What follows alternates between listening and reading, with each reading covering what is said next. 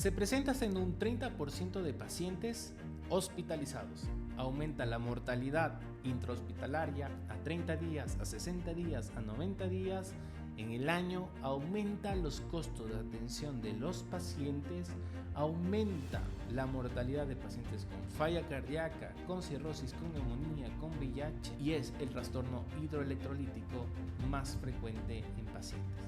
Estoy hablando de la hiponatremia. Si quieres aprender todo lo que necesitas sobre la hiponatremia, quédate hasta el final del video porque te voy a explicar absolutamente todo lo que tienes que saber para aprender hiponatremia. Recuerda suscribirte a este canal y compartir este video con tus colegas. En los links de la descripción vas a poder encontrar todos los recursos complementarios que se utilizaron en esta charla. El tema de hiponatremia es un tema extremadamente importante y lo vamos a abordar el día de hoy. ¿Qué es lo que aprenderemos en esta clase? Primero, ¿por qué este tema es tan importante para el médico general? ¿Qué definiciones tenemos en la hiponatremia, la etiología, cuál es el diagnóstico diferencial y cómo hacerlo?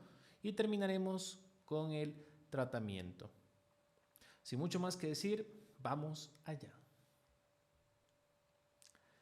¿Por qué este tema es tan importante y por qué deberíamos conocerlo? Y en este momento vamos a exponer los puntos más importantes sobre esto. En primer lugar, hay que saber que la hiponatremia se presenta hasta en un 30% de los pacientes hospitalizados y puede presentarse con diversos síntomas, que van desde sutiles hasta severos. Incluso esta enfermedad puede poner en riesgo la vida del paciente. Un estudio retrospectivo en Francia con más de 2.000 pacientes, la incidencia de hiponatremia moderada, porque se tomó en cuenta por debajo de los 130.000 equivalentes, fue del 14% en unidad de cuidados intensivos. Y la mortalidad, ojo con este dato, para pacientes con hiponatremia fue del 38%. En aquellos con una concentración menor a 125.000 equivalentes litro. Siendo esto uno de los predictores más fuertes de mortalidad hospitalaria. Esto quiere decir, y aquí nos van dando unas pautas, este trabajo de Benani, que es un trabajo clásico citado muchísimo en las guías de manejo de hiponatremia, debido a que es uno de los estudios más grandes que tenemos. Este estudio en el año 2003. Y bueno, también tenemos que saber que en mujeres y en niños menores de 16 años tenemos un riesgo más elevado de desarrollar encefalopatía hiponatrémica postoperatoria, algo muy importante para este grupo etario y para las mujeres jóvenes. Por ello recomendamos evitar líquidos que sean hipotónicos en todo contexto postoperatorio. También sabemos que el 65% de los pacientes hiponatrémicos en emergencias tuvieron un estado de hipovolemia, siendo la patología gastrointestinal la causa más frecuente.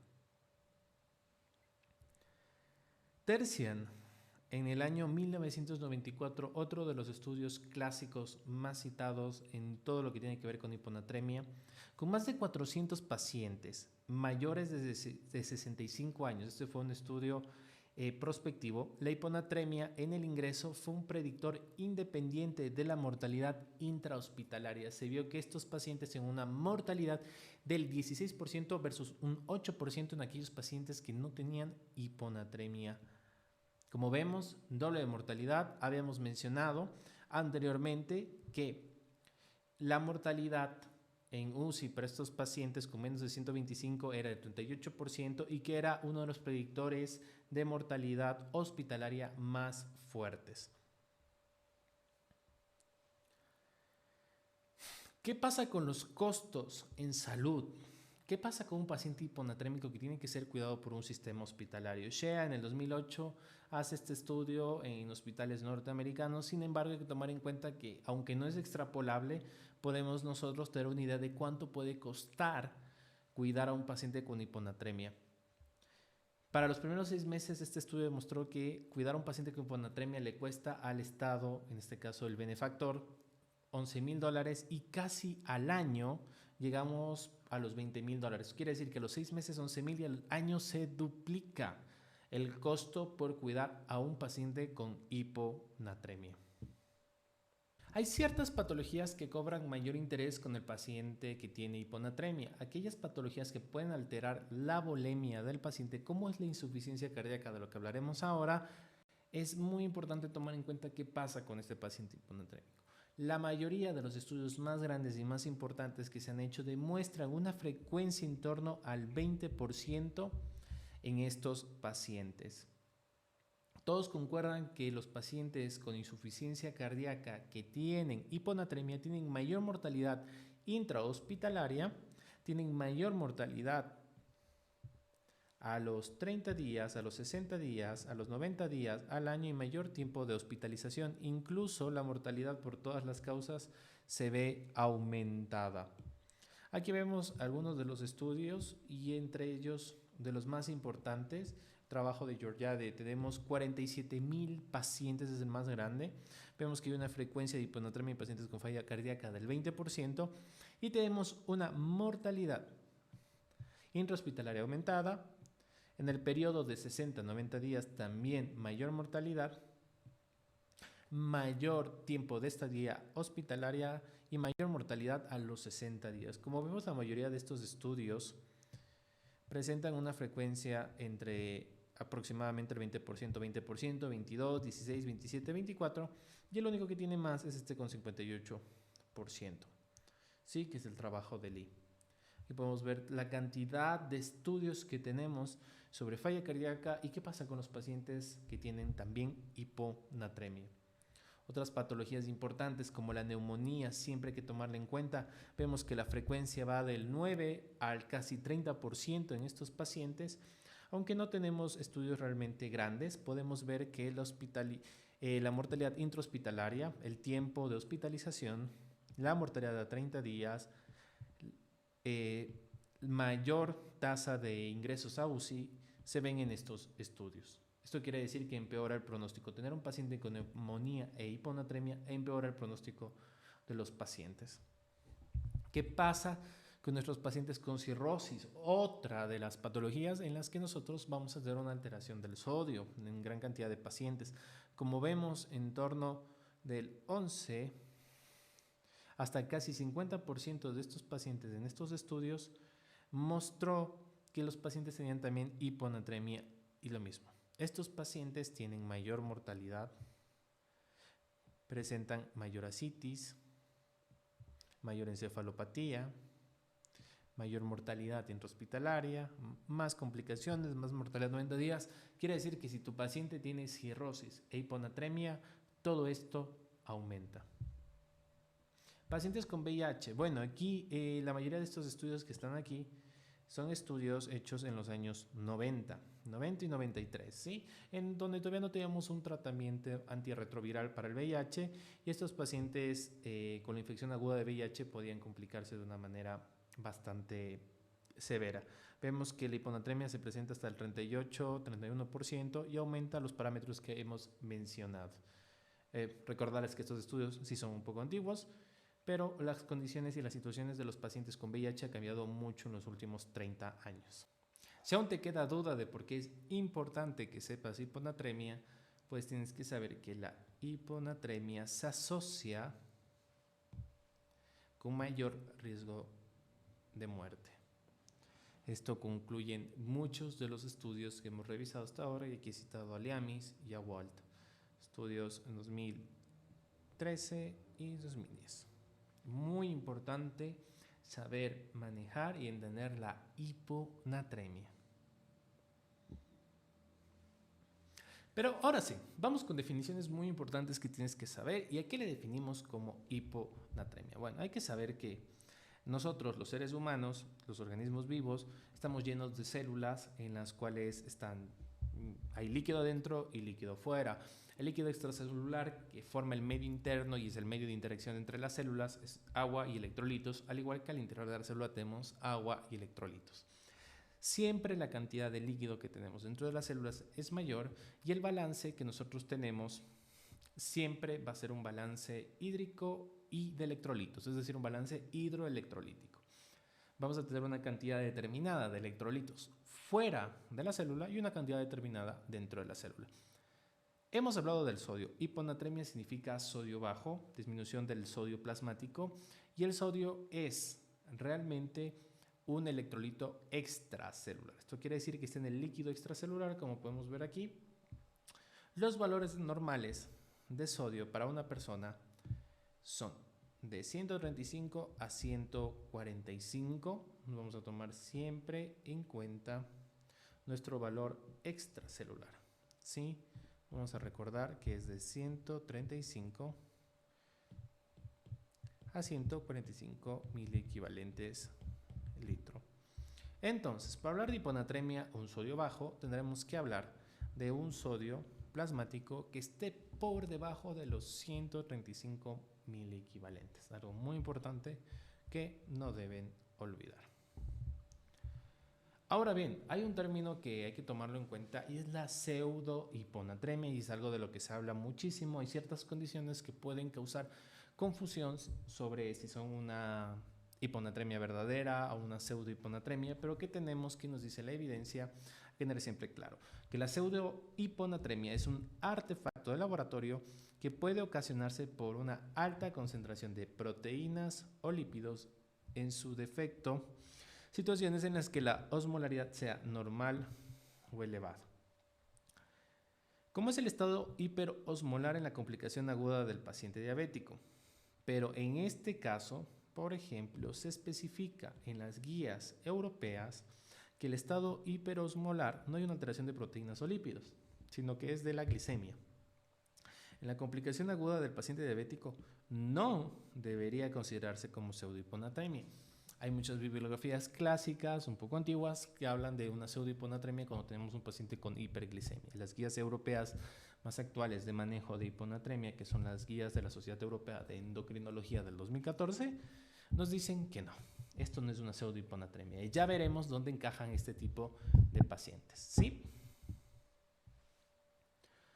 ¿Cómo podemos clasificar a la hiponatremia? A la hiponatremia la podemos clasificar según su tiempo de evolución, donde nosotros vamos a considerar que una hiponatremia aguda es cuando han transcurrido menos de 48 horas desde el inicio de los síntomas, o crónica cuando ya han pasado más de 48 horas. Aquí la pregunta que podrían hacerse ustedes es decirme, ¿por qué tomamos 48 horas, no 12 horas, no 2 horas, no 24 horas para poder hablar de una hiponatremia aguda y crónica? Algunos de los textos clásicos del estudio de la hiponatremia, Ranebuk y Kumar, este es un estudio muy bonito que se hicieron en los años 90, finales del 98. Nosotros sabemos y tomamos de parámetro la hiponatremia aguda y crónica 48 horas. ¿Por qué razón? Por lo siguiente. Sucede que cuando nosotros tenemos una baja de sodio, lo que va a pasar es esto de aquí. Va a haber un movimiento de líquido. ¿Por qué? Si nosotros perdemos sodio en el líquido extracelular, vamos a estar en un ambiente hipotónico. Por lo que el líquido intracelular viene a ser hipertónico para el líquido extracelular, haciendo que el líquido, el agua, vaya del extra al intracelular, hinchando a la célula, ¿sí? Lo que nosotros llamamos edema celular. Ahora, para esto tenemos que tomar en cuenta qué pasa en el cerebro. ¿Por qué? Recordemos que el cerebro se encuentra en una bóveda rígida, la bóveda craneana, que cuando se edematizan las células cerebrales, esto hace que no haya espacio de expansión y tengamos un aumento de la presión intracraneana. Ahora, cuando nosotros tenemos hiponatremia, este es un cerebro normal en el cual nosotros vamos a tener un balance adecuado, un balance hidroelectrolítico, pero cuando sucede la hiponatremia,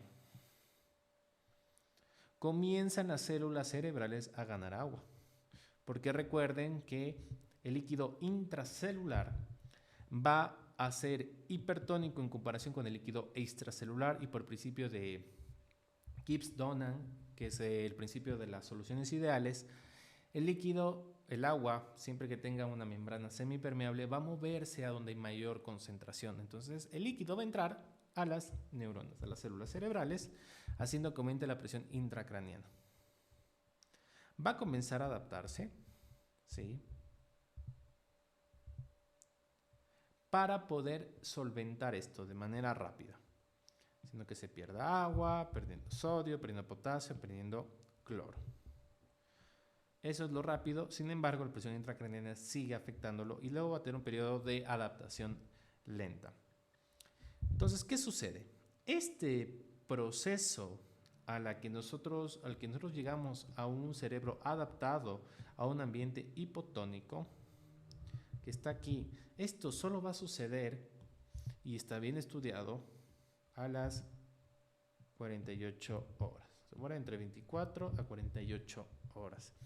Entonces, quiere decir que si nosotros tenemos un paciente que ha tenido hiponatremia por más de 48 horas, este paciente tiene un cerebro adaptado. Esto, en otras palabras, quiere decir que este paciente puede que no presente síntomas, como son aquellos pacientes que tienen hiponatremia crónica por la utilización de medicamentos como los diuréticos tiazídicos, aquellos pacientes hipertensos. Ahora pueden pasar dos cosas.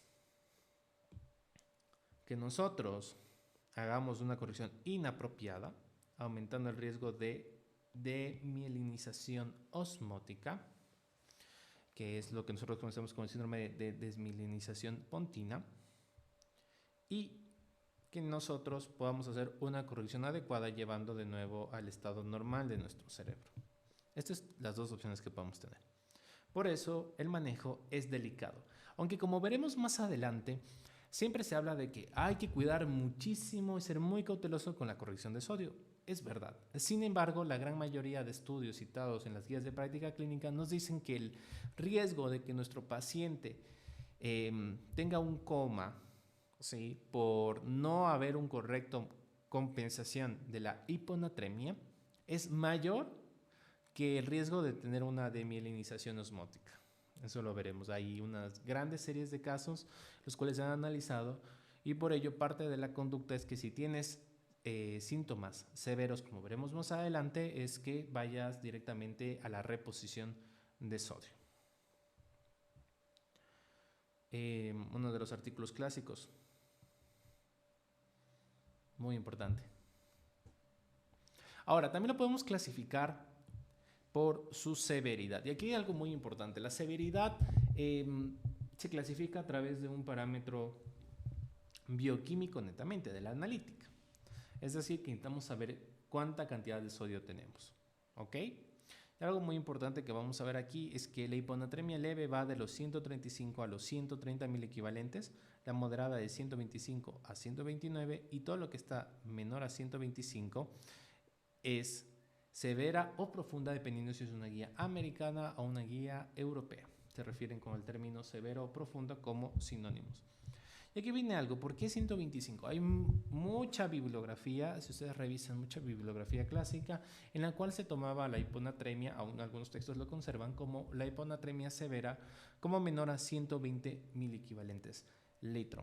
Sin embargo, las últimas guías mencionan que el punto de corte para la hiponatremia severa es 125, debido a que hay muchos estudios como los de Benani que habíamos hablado en el 2003, que, como habíamos visto, los pacientes tenían mayor mortalidad, 38% de mortalidad, si tenían menos de 125 mil equivalentes litro de sodio.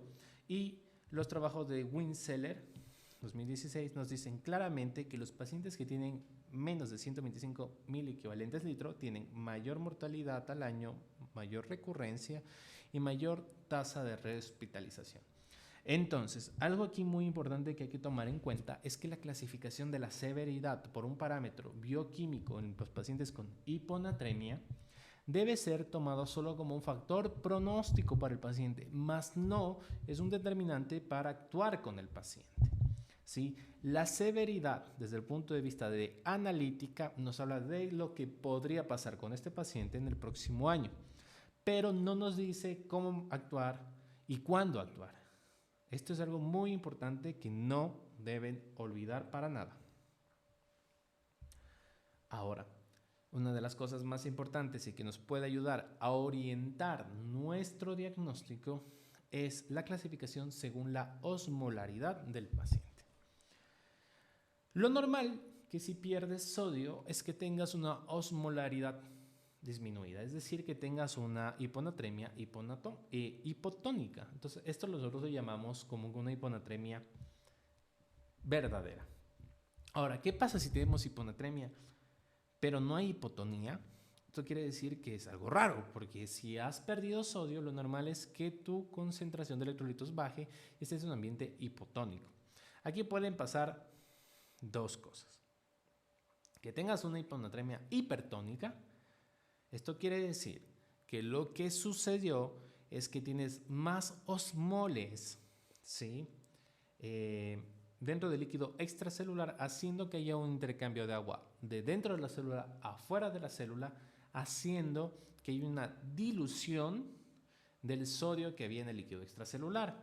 Y esto es lo que nosotros tenemos en los pacientes con hiperglicemia. Por eso les mencionaba que no debería considerarse a la hiponatremia por una hiperglicemia como realmente una pseudohiponatremia, sino que hablamos de una hiponatremia no hipotónica. Más adelante veremos cómo darnos cuenta de esto realmente. Entonces, cuando tenemos un paciente con hiperglicemia, también podemos ver en pacientes que han recibido mannitol y en el uso de ciertos contrastes.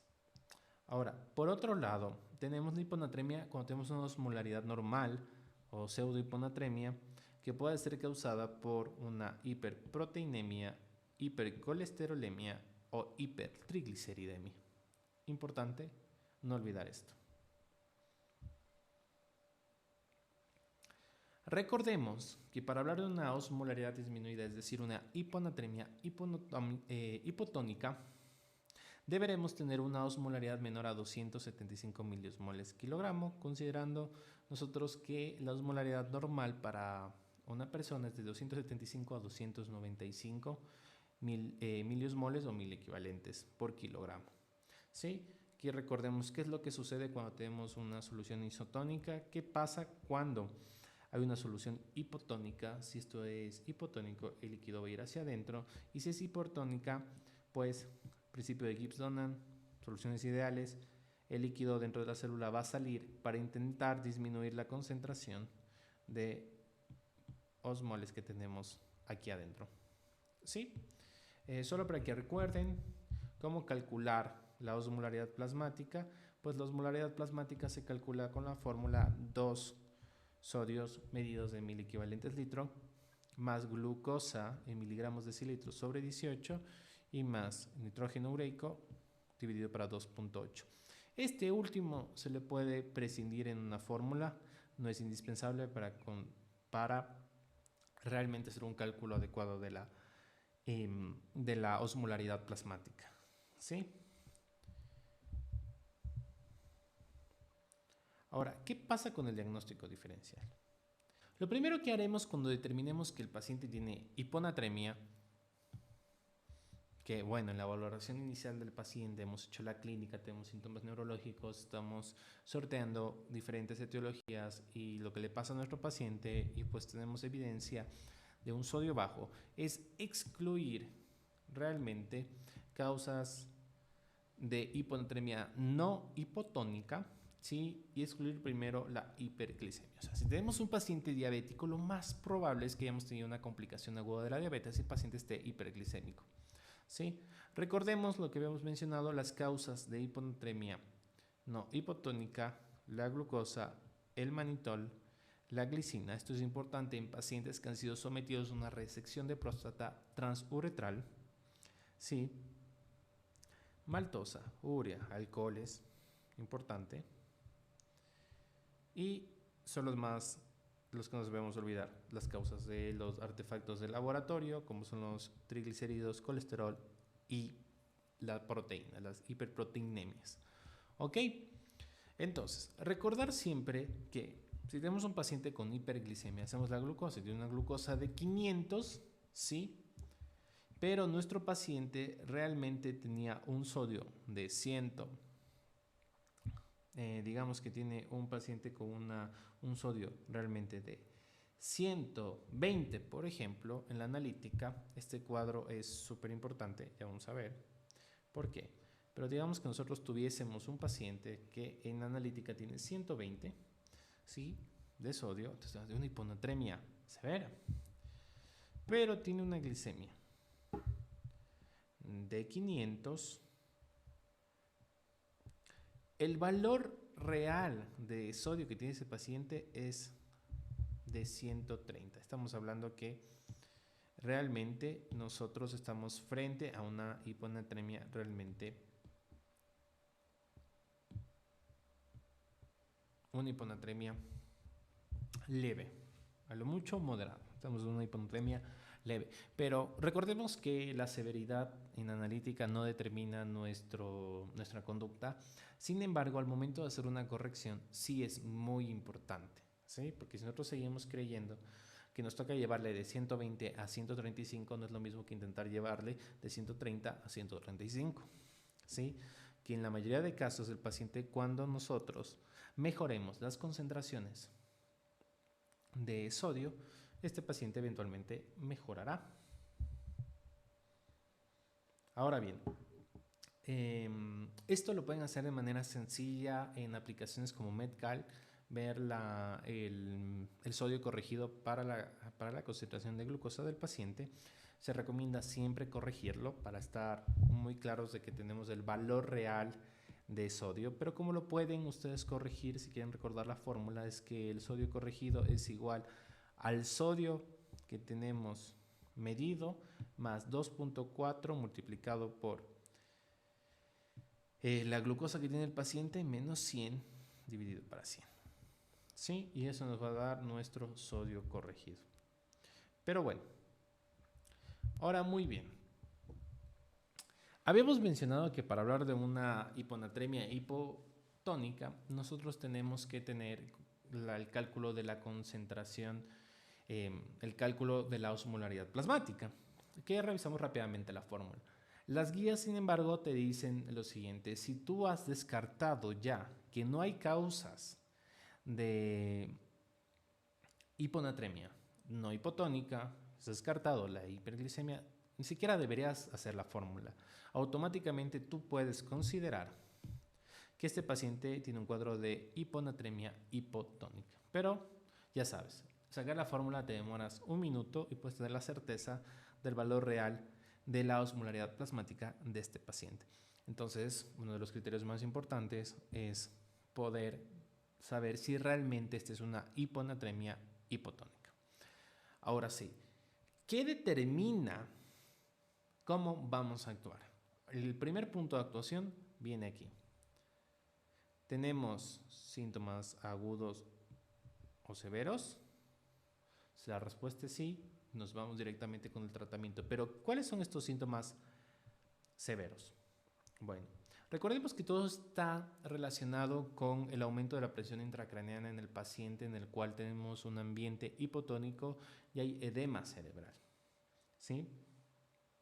Usualmente este paciente va a tener síntomas moderadamente severos, como náusea, sin vómito, confusión, dolor de cabeza, paciente con cefalea. Ahora bien, esto nos da tiempo a que sigamos en nuestro algoritmo, pero si tu paciente ya está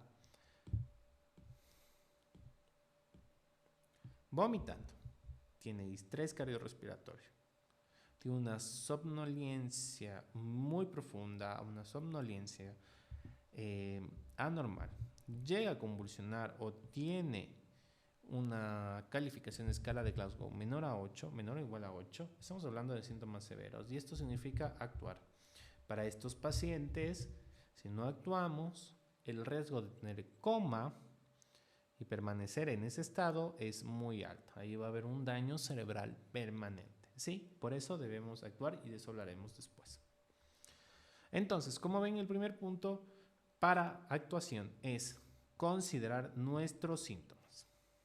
Ahora, si este paciente no tiene estos síntomas, por ejemplo, estamos en moderadamente severos, tiene náuseas, está confuso, tiene cefalea, sigamos con el algoritmo diagnóstico.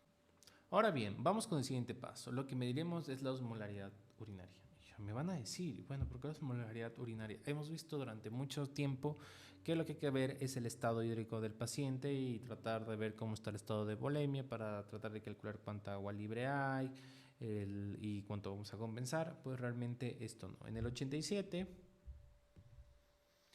Chung, este señor de aquí, en el 87, ya demostró la superioridad de la analítica sobre el intento del cálculo de la volemia. Y Horn nos habla de algo muy importante.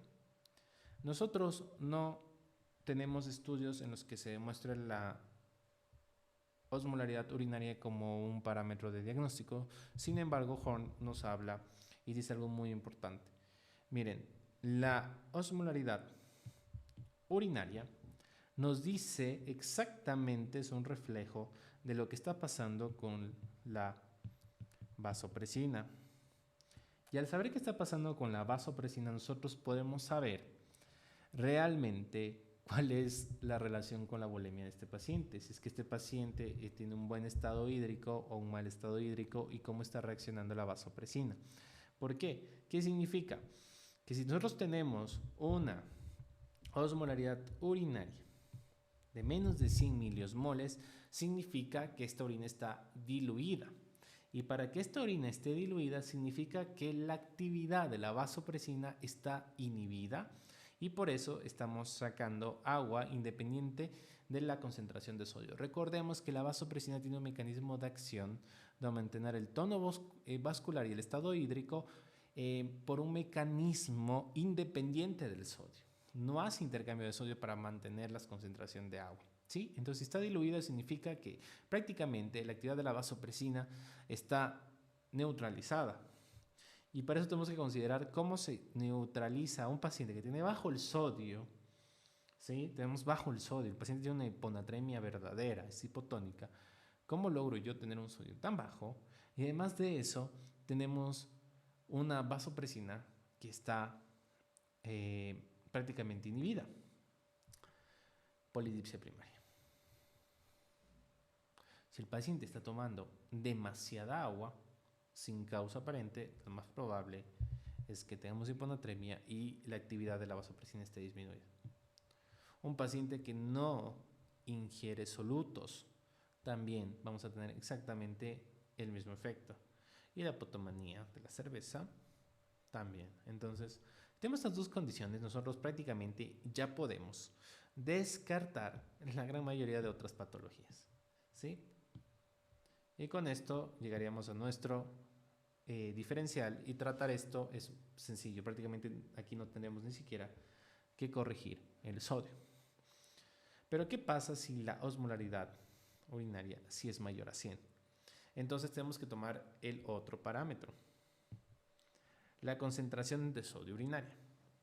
En este caso, este señor Chung, que había demostrado, yo les dije, la superioridad que tenían los valores de analítica, se refería a la concentración de sodio urinaria. ¿Por qué? Porque no teníamos evidencia de la osmolaridad urinaria. Recordemos que lo utilizamos por su relación con la actividad de la vasopresina, más no porque tengamos estudios realmente que demuestren que la osmolaridad urinaria ayuda con el diagnóstico. Entonces, nos vamos con la concentración de sodio urinario. Imagínate, esto lo sabemos desde el 87. Entonces, pues dejar de estar tratando de valorar estado de volemia y la cantidad de agua del paciente no es realmente algo muy productivo con el paciente, ¿sí? Entonces, tomar en cuenta esto de aquí. Entonces, ¿cuál es el parámetro que nosotros vamos a tomar en cuenta con la concentración de sodio urinario?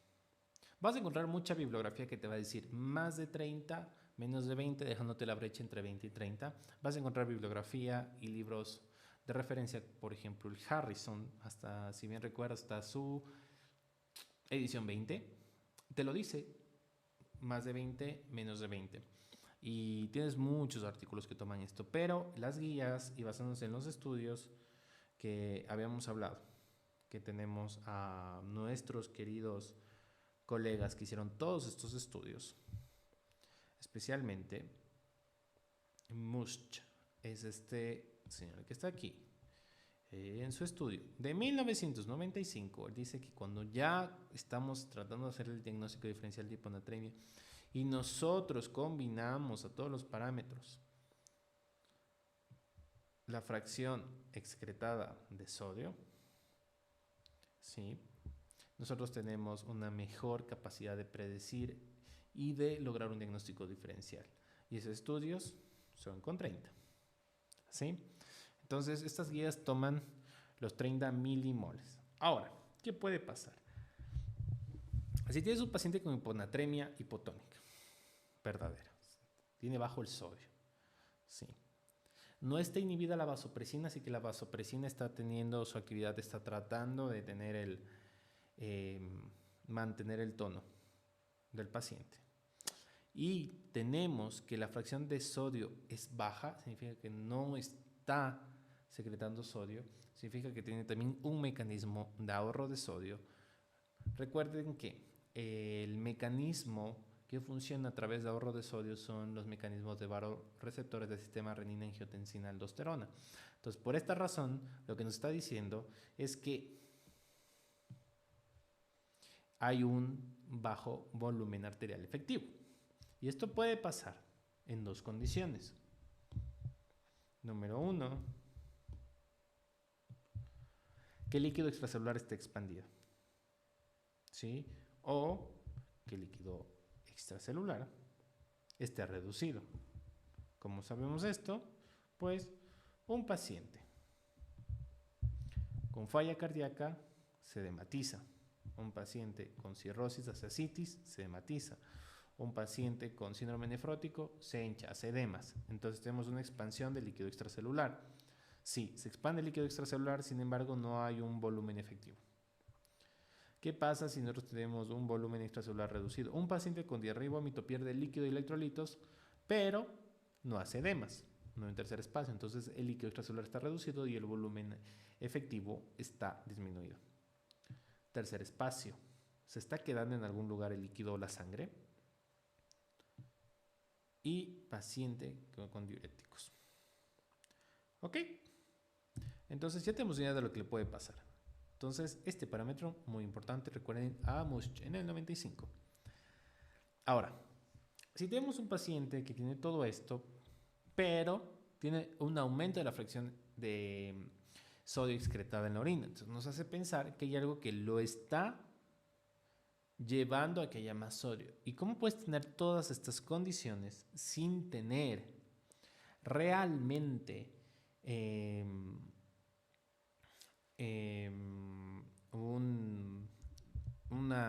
no hay inhibición de la vasopresina, tienes hiponatremia hipotónica, pero tienes la fracción de sodio aumentada? ¿Qué pasa? O sea, si está pasando todos estos fenómenos, lo que debería suceder es que el sodio se esté quedando, pero hay más sodio fuera. Entonces, esto solo puede suceder en la mayoría de casos, el 90% de los casos, es que estés tomando diuréticos. Y esto pasa con los pacientes hipertensos, pacientes dañosos o pacientes con falla cardíaca también. Los diuréticos, especialmente las tiazidas, van a ser un causante de un paciente con hiponatremia hipotónica, con una osmolaridad de la orina aumentada o normal y una fracción de sodio en la orina aumentada. Eso, o que el paciente tenga una enfermedad renal. En caso de que no sea ninguna de estas dos, podríamos considerar otras causas, porque sí hay algunos pacientes que podrían tener líquido extracelular reducido como diarrea y vómito y además tener una fracción de sodio mayor a 30. Ahora, si no tenemos los diuréticos o una enfermedad renal en este paciente, ¿qué podemos considerar que puede estar pasando? Puede ser un paciente con vómito, con una insuficiencia adrenal, ¿sí?, pérdida renal de sal, pérdida cerebral de sal. Son síndromes que, bueno, no los vamos a topar a detalle esta vez. Diuréticos, otro tipo de diuréticos, los típicos. Pero aquí viene lo más importante. Líquido extracelular normal. aquí es donde todo cambia, porque si te pones a pensar en todo lo que puede pasar aquí, es el hecho de que si el líquido está normal, no se está perdiendo, tienes sodio normal, pero realmente la vasopresina no está inhibida, la única explicación en donde nosotros podemos hablar de esto y tratar de hacer un mejor diferencial de todas estas causas que son el síndrome de secreción inadecuada de la vasopresina y una insuficiencia adrenal secundaria, en algunos casos el hipotiroidismo, igualmente los diuréticos, es esta que tenemos aquí y es el síndrome de secreción inadecuada de la vasopresina. Esta es la causa principal que nosotros deberíamos pensar en un paciente que tiene todas estas condiciones y llegamos al final de este algoritmo. Y hablar de esta patología es hablar de otro tema, que no lo toparemos el día de hoy, pero en caso de que todo esto esté descartado, ya saben en qué pensar. Y eso es tema para una siguiente clase. Tratamiento. Ahora sí hablemos de cómo vamos a tratar a este paciente, pero aquí tomar aquí algo en cuenta, algo muy importante. Tratamiento, hay muchas variables en el tratamiento y aquí vamos a hablar del tratamiento en general y no vamos a hablar de las causas, porque como ven, el algoritmo avanza y hay que tratar básicamente las causas de la hiponatremia si es que el paciente no está en un cuadro severo, entonces de síntomas severos. Entonces vamos a hablar de este tratamiento. ¿Qué pasa si tu paciente tiene síntomas severos y tienes que actuar inmediatamente? No nos ponemos en el juego de estar haciendo un diagnóstico diferencial más certero, sino en el cual tenemos que actuar. ¿Cómo se actúa? Vemos el inicio del algoritmo. Síntomas agudos o severos, actúas. ¿Cómo actúas? Te lo dice aquí. ¿Qué tienes que hacer? Darle a tu paciente una infusión de cloruro de sodio hipertónica, ¿sí? Una infusión de 150 ml en 20 minutos. ¿Y se lo das? 150 al 3%. Recuerden que lo normal es 0.9%. Le vamos a dar al 3%. A los 20 minutos, checa cómo está, ¿sí? Y en los siguientes 20 minutos, dale otra 150 ml de una hipertónica al 3%, ¿sí? ¿Cuál es la idea? De que durante la primera hora, este se llama tratamiento de la primera hora, o sea, puedes hacer esto 3 veces, es que tú repitas esto si no has logrado al menos un target de aumento de 5 milimoles. Quiere decir que si estaba en 115, llegues a 120. Si estaba en 20, llegues a 125. Si estabas en 130, 135. Si estabas en 125, 130. Es decir, llegar al menos 5. ¿Sí? Esto es importante que tengas siempre un monitoreo. Entonces tienes que poder monitorearlo cada 20 minutos, cada hora y ver que hayas conseguido esto. Ahora, hay pacientes, esta regla de los 150 al 3%, estamos hablando de la mayoría de pacientes, pero hay pacientes en los que su anatomía y su distribución de líquidos puede estar alterada por su contextura, por muchas condiciones. Y si no te quieres quedar con esto, las guías también te recomiendan que puedes utilizar la fórmula de 2 ml kilogramo. Es decir, que si tu paciente pesa 170, si pesa 70 kilos, ¿ya? Y tienes que darle una hipertónica, vas a darle 2 ml por kilogramo. Entonces quiere decir que le vas a dar 140. Si el paciente pesa 50, es muy chiquito, no le das 150, le das 100. Y quizás será un parámetro más seguro que te permite actuar de mejor manera. Sí, 2 ml sobre kilogramo, eso también está en las guías. La idea, lo principal, es una mejoría de los síntomas. Sin embargo, si el paciente tiene estos síntomas severos, hay que recordar que igual el paciente no va a tener una recuperación completa o inmediata de los síntomas. Por eso es importante que nosotros también tomemos en cuenta no pasarnos de 5 en la primera hora y no más de 10 en las primeras 24 horas, porque después de eso se aumenta el riesgo del síndrome de mielinización osmótica. Ahora, una vez que hemos logrado los primeros 5 milimoles, lo que se recomienda es que ya detenga la infusión. ¿Sí? Ya no le des hipertónica, solo dale una solución isotónica en teoría de 0.9%. ¿Sí? Y mantener la hidratación del paciente sería lo más recomendado. Estarías en un margen seguro de actuación. Y como les había dicho, se trata también de limitar que durante las primeras 24 horas, ¿sí?, no superar los 10 milimoles y unos 8 milimoles más en las próximas 24 horas. Es decir, que a las 48 horas no hayas aumentado más de 18. Por ejemplo, tienes a alguien en 110, ¿sí? Por más que quisieras llegar a los 135, dentro de los primeros 2 días no deberías sobrepasar los 128. ¿Ok? La idea es llegar al menos a los 130. Se recomienda estar haciendo un chequeo mientras se mantiene la infusión. Después de 6 horas, luego cada 12 horas y luego diaria hasta ver cómo está y se estabiliza el paciente. ¿Sí? ¿Qué llegase a pasar si es que tu paciente no ha mejorado los síntomas después de que tú compensaste 5 milimoles? Y aquí viene algo importante, porque lograste los 5 analíticamente, pero tú no logras mejorar los síntomas del paciente. Recuerda que el riesgo de este paciente de la no corrección era mantener un estado de coma. Entonces lo que se recomienda es que nosotros tratemos de aumentar 1 milimol cada hora. ¿Sí? Eso lo podemos hacer igual con la infusión al 3%, pero modificando las concentraciones. Para todo lo demás es exactamente igual. ¿Sí? Y aquí lo que se recomienda es llenar este chequeo cada 6 horas porque está subiendo 1.